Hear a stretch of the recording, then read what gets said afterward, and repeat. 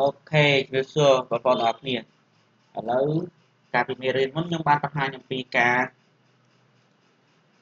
add កណីចូលជាមួយនឹង add boundary របស់នៃរបស់ alignment របស់ផ្លូវអញ្ចឹងពាក់ព័ន្ធជាមួយមេរៀនបន្តនេះយើងនឹងតាក់ទងជាមួយនឹងការ add grid surface អញ្ចឹងឥឡូវនេះយើងនឹងបន្តមេរៀនយើងគឺ add grid surface អញ្ចឹងឥឡូវយើងចូលមកនេះដោយសាររបស់យើង add ពងពីមុនមកយើងបាន add ពងនេះបញ្ចូលហើយជាមួយនឹងផ្លូវជាមួយអីនេះ alignment របស់វាអញ្ចឹងដោយសារ alignment នេះខ្ញុំ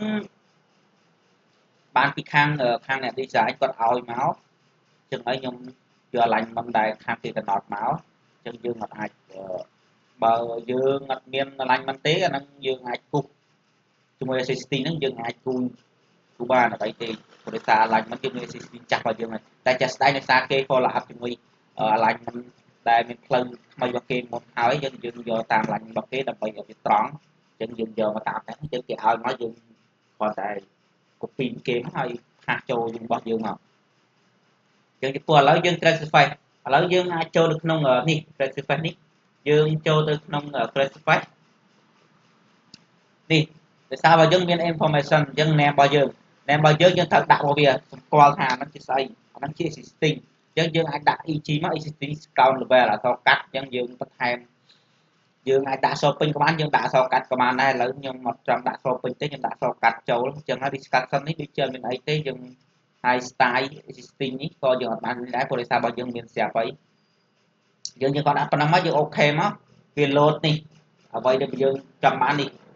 EG នេះគឺ existing strong point អញ្ចឹងយើងចូលទៅក្នុងអញ្ញាបុកនេះមកយើងចុចនេះ definition នេះយើងចូលអាហ្នឹងមកដើម្បីចុចអញ្ញាបុកវាមកយើងចូលមកនេះបែង create point group នេះ point group 3អញ្ចឹងយើងត្រូវ add point group នេះ group របស់យើងទាំងអស់នេះ add point group ដើម្បីវាកាត់ជា space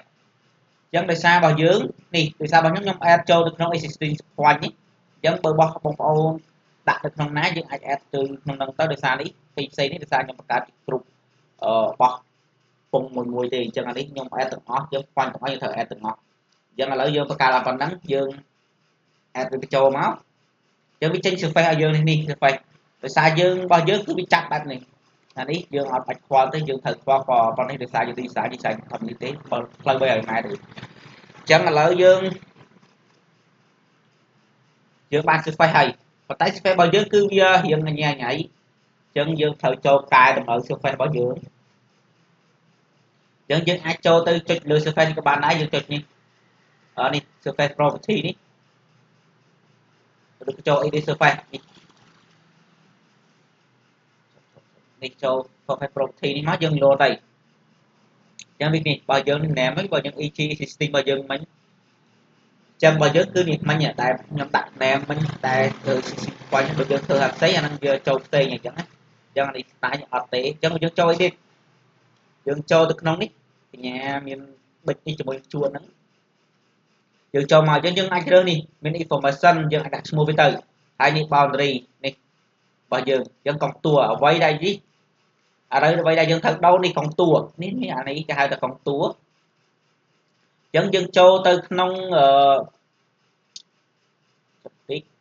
នេះយើងចូលទៅក្នុងអូខេយើងចូលទៅក្នុងនេះកុងតួ interval នេះ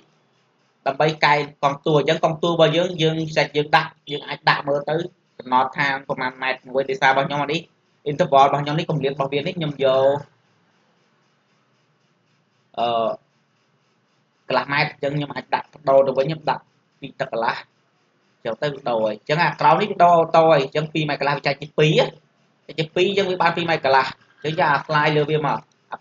មកវាអូតូនេះនេះឃើញអត់វាញឹកជាងមុននេះកម្រិតរបស់វានេះញឹកជាងមុនអញ្ចឹងយើងអូខេមកអូខេដោយសាររបស់យើងវាស្កាដោយសារមួយកណាត់នេះយើងអត់ត្រូវការប្រើទេនេះមួយកណាត់នេះយើងអត់ត្រូវការប្រើវាទេអញ្ចឹងយើងចូលទៅក្នុងនឹងដដែលចូលទៅ surface property នឹងដដែលយើងចូលទៅក្នុងនេះ existing surface នេះយើងចុចទៅលើនឹងដដែលមកយើងចូលទៅក្នុងនេះ display របស់យើងបើកនេះ ទីមួយយើងអាចបើកនេះ use កុងតួនេះ user កុងតួនេះយើងបើកនឹងមួយមកហើយមួយទៀតយើងបើកនេះ triangle នេះបើកនឹងមកយើងនេះ apply វាអូខេមកនេះវាចាប់ធម្មតា triangle របស់យើងតទៅ3ចំណុចឲ្យវាចាប់អញ្ចឹងនេះបានមកវាចាប់អញ្ចឹងដោយសាររបស់យើងវាខ្វាត់ខ្វែងអញ្ចឹងអីយើងមើលត្រូវមើលវាអញ្ចឹងមួយកាតិចត្រូវការតែអញ្ចឹងយើងអាចលុបវាចោលបានអញ្ចឹងយើងត្រូវចូលទៅក្នុងនេះ edit នេះយើងចូលទៅក្នុងនេះ delete line អញ្ចឹងយើងអូខេមកយើងចុចយើងចេះមកនេះទាំងអស់មកយើង enter មកទៅដាច់អីអញ្ចឹងអ្វីដែលយើងទៅចង់បានគឺប៉ុណ្្នេះនេះប៉ុណ្្នេះអញ្ចឹងអ្វីដែលយកចង់បានយើងលុបចោលទៅហើយនេះយើងមើលស្ថានភាពទៅនេះយើងវាញឹកឬក៏យ៉ាងណាយើងអាចដូរបានយ៉ាងនេះយើងអាចលុបចោលទៅយើងអត់ត្រូវទុកទេអូខេលុបវាទៅលុបទុកតាណាទៅត្រូវនេះបានអីនេះប៉ុណ្នេះអីទៅអញ្ចឹងនេះយើងមើលទៅអូខេកុំតួវិញញឹកយើងចូលទៅក្នុងកុំតួថាថ្មីយើងដាក់វានេះយើងចូលទៅក្នុងកុំតួតើវាចូលឡៃកុំតួចូលក្នុងកុំតួ interval នេះយើងដាក់វា5កន្លះមក0.5មកវាមើលទៅវាអត់ទៅញ៉ៃទេអូខេឃើញ smooth ទេនេះដោយសាររបស់យើងវាចាក់ខ្វាត់ខ្វែងធម្មតាយើងយកពងយើងយកវាពេលខ្លះវាត្រូវអញ្ចឹងវាកុំតួវាអាចកញ្ញាញ់វានេះយ៉ាងនេះទៅឃើញចាប់កញ្ញាញ់នេះដូចដើមកន្លែងខ្លះវាត្រូវចាក់ឃើញអត់យ៉ាងកន្លែងខ្លះយើងអត់ត្រូវចាក់ទេអញ្ចឹងឥឡូវយើងបាន SFX ប៉ុណ្ណេះហើយយើងចូលទៅឥឡូវយើងបិទអា triangle នេះផាត់ថ្មីវិញទៅយើងចូលទៅក្នុងហ្នឹងដែរនេះហើយយើងចូលទៅក្នុង display នេះយើងបិទ triangle ទៅយើងបិទវាមកចុច OK មកយក apply មកវាបាត់ហើយអញ្ចឹងនេះ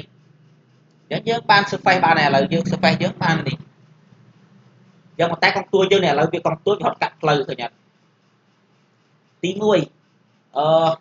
វាមានកងទួយដោយសារវាហត់កាត់ផ្លូវអញ្ចឹងហើយយើងមើលវាចាក់ស្ដាយទៅនេះ